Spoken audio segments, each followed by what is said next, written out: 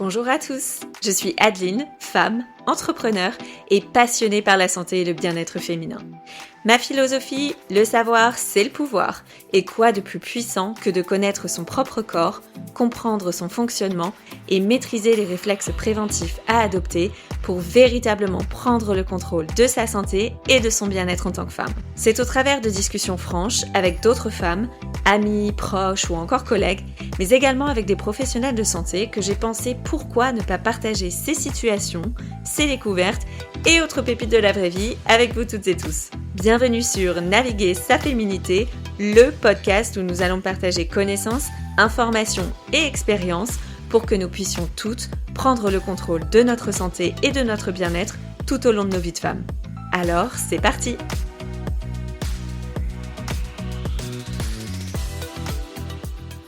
Aujourd'hui, nous allons parler d'un sujet méconnu, mais qui touche pourtant beaucoup de femmes, l'adénomiose. Peut-être en avez-vous déjà entendu parler, ou peut-être que ce mot vous était jusqu'ici totalement inconnu. Et si c'est le cas, vous êtes au bon endroit. L'adénomiose est une condition qui peut avoir un impact énorme sur la qualité de vie des femmes qui en souffrent. Mais elle reste encore mal diagnostiquée et souvent confondue avec d'autres problèmes, comme notamment l'endométriose. Alors, dans cet épisode, on va voir ensemble ce qu'est l'adénomiose, quels sont ses symptômes, d'où vient-elle et surtout quelles solutions existent aujourd'hui.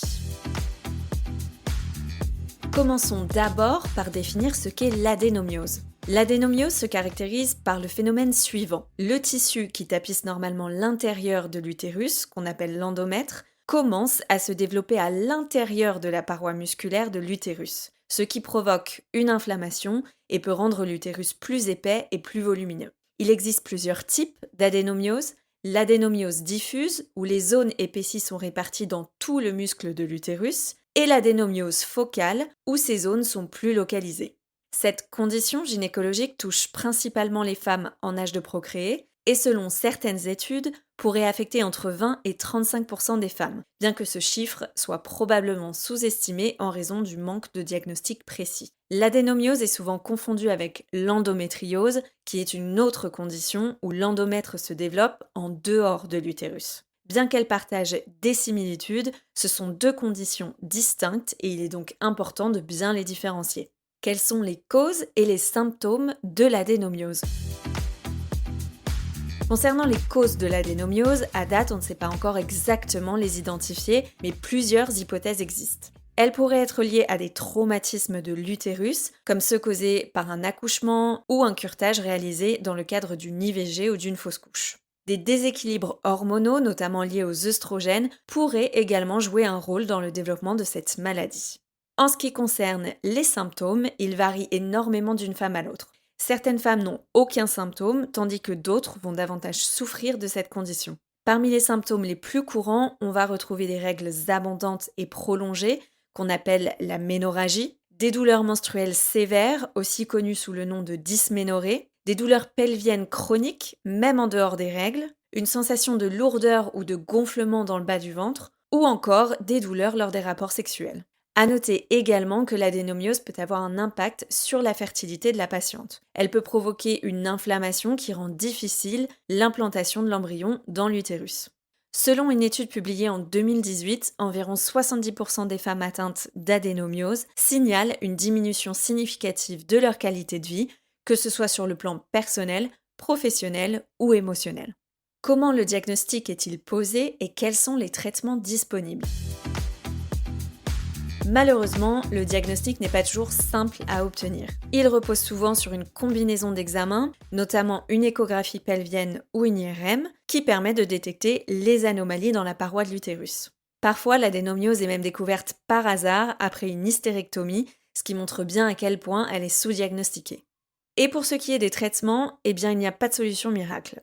Les options dépendent de la gravité des symptômes et des projets de vie de la patiente, notamment en matière de désir de maternité. Des traitements hormonaux comme les contraceptifs ou les dispositifs intra-utérins ou progestatifs peuvent aider à réduire les saignements et les douleurs. Des anti-inflammatoires pour soulager la douleur peuvent également être prescrits et dans les cas les plus sévères, une intervention chirurgicale comme une hystérectomie peut être envisagée.